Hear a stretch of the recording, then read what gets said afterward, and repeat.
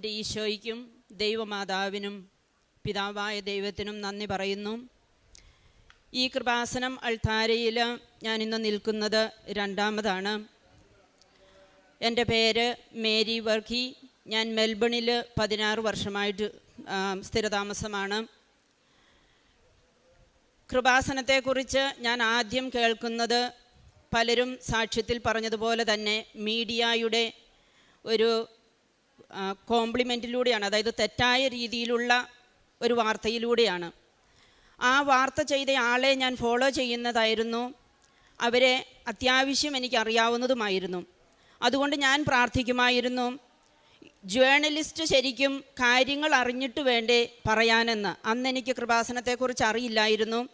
എങ്കിലും ജീവിതകാലം മുഴുവൻ വിശ്വസ്തയോടും വിശ്വാസത്തോടും കൂടി തന്നെ കത്തോലിക്ക സഭയിൽ വളർന്നു വരികയും കത്തോലിക്ക വിശ്വാസങ്ങളെ ഏറ്റവും കൂടുതൽ സ്നേഹിക്കുകയും അനുസരിക്കുകയും ചെയ്ത എനിക്ക് കൃപാസനത്തെക്കുറിച്ചൊരു തെറ്റായ വാർത്ത എന്ന രീതിയിൽ വന്നപ്പോൾ വിഷമമുണ്ടാക്കി.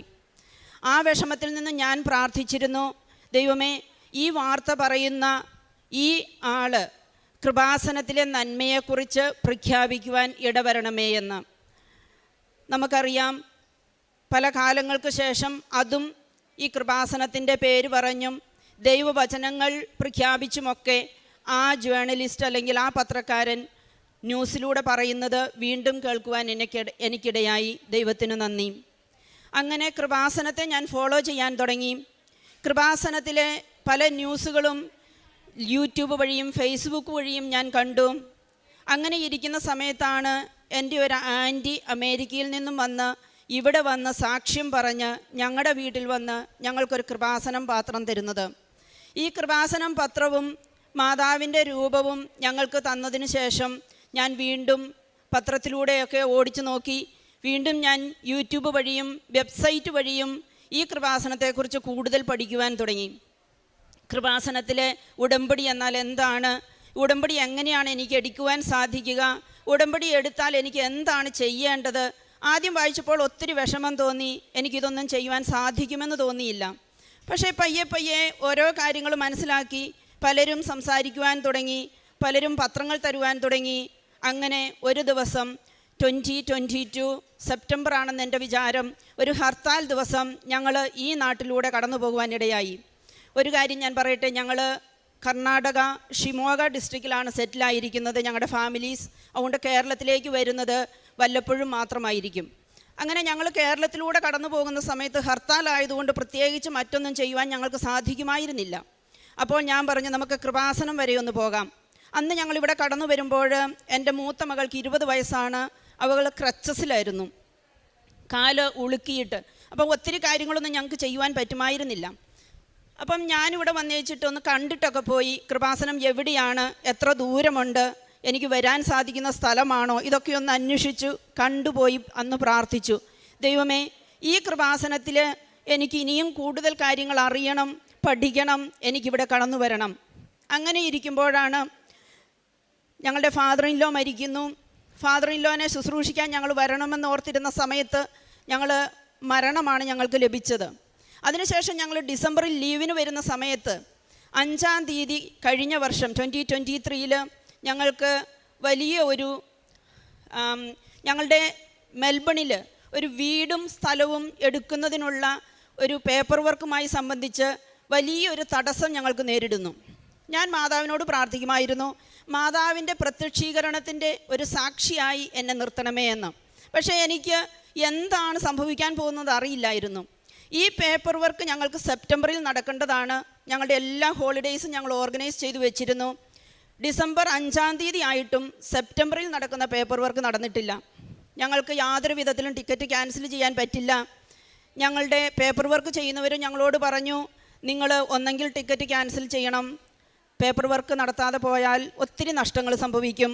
കാരണം കോൺട്രാക്റ്റ് സൈനിട്ടിരിക്കുന്ന റിയൽ എസ്റ്റേറ്റുമായും വീട് വിൽക്കാമെന്ന് ഏറ്റിരിക്കുന്ന കോൺട്രാക്ടറുമായും ബാങ്കുമായും ഒക്കെയുള്ള പേപ്പർ വർക്കുകൾ 2 മാസം ഞങ്ങളുടെ ഹോളിഡേ കഴിഞ്ഞ് ചെല്ലുമ്പോൾ ഒത്തിരി ഫൈനായിട്ട് മാറും. അങ്ങനെയുള്ളൊരു സാഹചര്യത്തിൽ ഞാൻ മാതാവിനോട് ഡിസംബർ 7 മാതാവിൻ്റെ പ്രത്യക്ഷീകരണത്തിൻ്റെ ദിവസം ഞാൻ ഡേറ്റ് ഇട്ട് പ്രാർത്ഥിച്ചു. അമ്മേ മാതാവേ, ഞങ്ങൾ 5-ാം തീയതി യാത്ര തിരിക്കുകയാണ്. ഞാനൊരു ഡിസിഷൻ എടുത്തു. എല്ലാ കാര്യങ്ങളും ഞങ്ങളുടെ പേപ്പർ വർക്ക് ചെയ്യുന്നവരുടെ മേൽ ഏൽപ്പിച്ചുകൊണ്ട് നിങ്ങൾക്ക് പറ്റുന്ന രീതിയിൽ ചെയ്യുക, ഞങ്ങൾ പോവുകയാണെന്നും പറഞ്ഞ് ഞങ്ങളിങ്ങ് പോന്നു.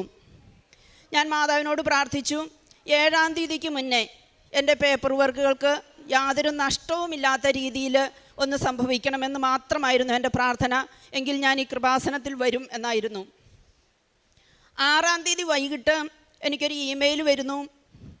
ഏകദേശം, അതായത് കോംപ്ലിക്കേഷൻസ് ഒന്നുമില്ലാതെ ഞങ്ങളുടെ പേപ്പർ വർക്കുകളൊക്കെ മൂവ് ചെയ്യാവുന്ന രീതിയിൽ അവിടെ അവരത് സൈനിട്ടു. പക്ഷേ ഇനിയും മുന്നോട്ടുള്ള പേപ്പർ വർക്കുകൾ ഞങ്ങൾ ചെന്നതിന് ശേഷം ചെയ്യണമെന്നായിരുന്നു. ഞാൻ 10-ാം തീയതി ബാംഗ്ലൂർ വന്ന് ഫ്ലൈറ്റ് ഇറങ്ങി 11-ന് ഇവിടെ വന്ന് എൻ്റെ ആദ്യത്തെ ഉടമ്പടി എടുത്തു. അതിനു മുന്നേ ഞാൻ ഓൺലൈൻ ഉടമ്പടിയും ലൈറ്റ് എ കാൻഡിൽ പ്രയറും ചെയ്യുമായിരുന്നു. മറ്റു നമ്മുടെ ചെറിയ ചെറിയ ഓരോ കാര്യങ്ങളൊക്കെ പറഞ്ഞു. ഇവിടെ വന്ന് ഞാൻ ഉടമ്പടി എടുത്തു പോയപ്പോൾ 6 നിയോഗങ്ങൾ സമർപ്പിക്കുവാൻ നമ്മളോട് പറയുമല്ലോ. ആ 6 നിയോഗങ്ങൾ ഞാൻ സമർപ്പിച്ചപ്പോൾ ഈ സാമ്പത്തികമായ മേഖലയിൽ ഉണ്ടാകാവുന്ന വലിയ നഷ്ടങ്ങളെ അമ്മ മാതാവിന് സമർപ്പിച്ചുകൊണ്ടാണ് ഞാൻ പ്രാർത്ഥിച്ചത്. ഈ നഷ്ടങ്ങൾ ഇന്ത്യൻ റുപ്പീസിൽ പറഞ്ഞാൽ കോടികളാണ്.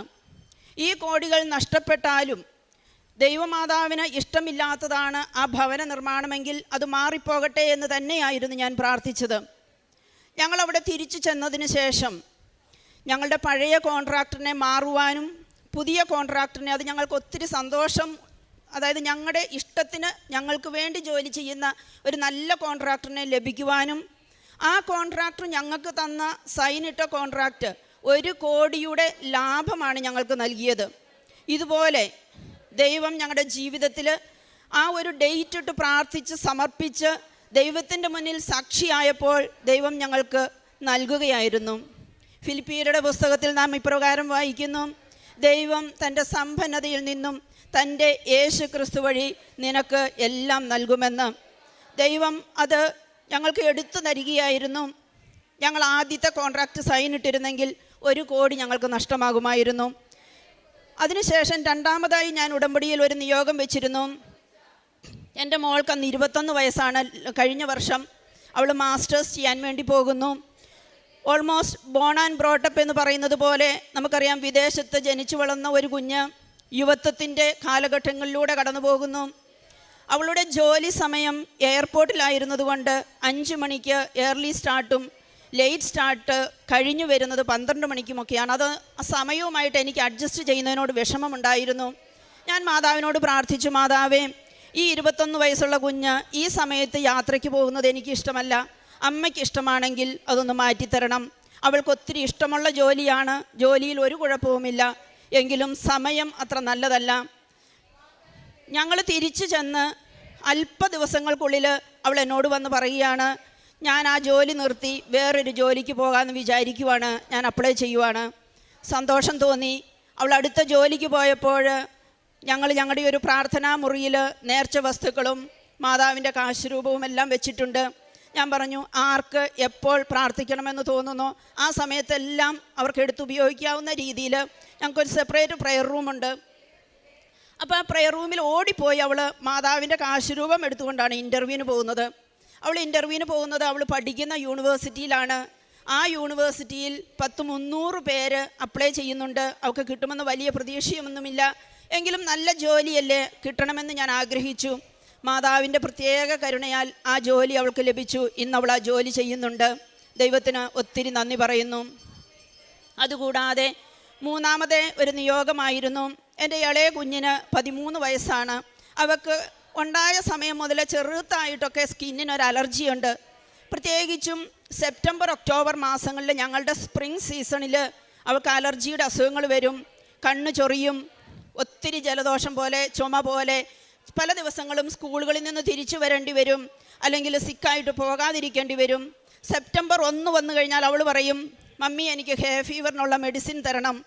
അങ്ങനെ കുഞ്ഞ് ഇപ്രാവശ്യം ഈ സെപ്റ്റംബർ തുടങ്ങിയപ്പോൾ ഞാൻ പറഞ്ഞു, മാതാവിൻ്റെ എണ്ണയൊക്കെ എടുത്ത് കണ്ണിൽ പുരട്ടി അല്പം ഉപ്പൊക്കെ ഇട്ട് വെള്ളം കൊണ്ട് കുളിച്ച് ഒക്കെ പോകുവാൻ. അങ്ങനെ കുഞ്ഞു പോയി. അവൾക്ക് ഒത്തിരി മരുന്ന് കുറച്ച് മാത്രമാണ് അവൾ ഈ സെപ്റ്റംബർ ഒക്ടോബറിൽ അവൾക്ക് സാധിച്ച് നന്നായിട്ട് തന്നെ സ്കിന്നിൻ്റെ ഒരു പ്രശ്നവുമില്ലാതെ രക്ഷപ്പെട്ടവൾ. അവസാനമായിട്ട് ഞങ്ങൾ നേർച്ച വസ്തുക്കൾ ഉപയോഗിച്ച് എൻ്റെ ഹസ്ബൻഡിൻ്റെ മുഖത്തുള്ള അലർജി മാറി. ഇതിനു മുന്നേ പല പ്രാവശ്യം ആൻറ്റിബയോട്ടിക്കുകൾ എടുത്തുകൊണ്ടിരുന്നതാണ്. 1 വീക്ക് മാത്രമായിരുന്നു ആൻറ്റിബയോട്ടിക് എടുക്കാതെ നമുക്കൊരു അലർജി ഇല്ലാതിരിക്കുക. ഈ നേർച്ച വസ്തുക്കൾ ഉപയോഗിച്ചതിന് ശേഷം അത് പൂർണ്ണമായും മാറിക്കിട്ടി. അതുപോലെ ദൈവാനുഗ്രഹത്തിൽ ഒത്തിരി വളരുവാൻ ദൈവം അനുഗ്രഹിച്ചു. കുടുംബ പ്രാർത്ഥനയിൽ മുടക്കമില്ലാതെയും ദേവാലയ ശുശ്രൂഷകളിലും എല്ലാം പങ്കുചേരുവാൻ ദൈവം അനുഗ്രഹിക്കുന്നു. ആത്മീയമായ ജീവിതത്തിൽ പുതിയ ഒരു ഉണർവ് നൽകി ഞങ്ങളെയും ഞങ്ങളുടെ കുടുംബത്തെയും ദൈവമാതാവും യേശു ക്രിസ്തുവും ഞങ്ങളെ അനുഗ്രഹിച്ചുകൊണ്ടിരിക്കുന്നു. ദൈവത്തിന് സ്തുതി. കീർത്തനങ്ങൾ 33:11 തിരുവചനം. കർത്താവ്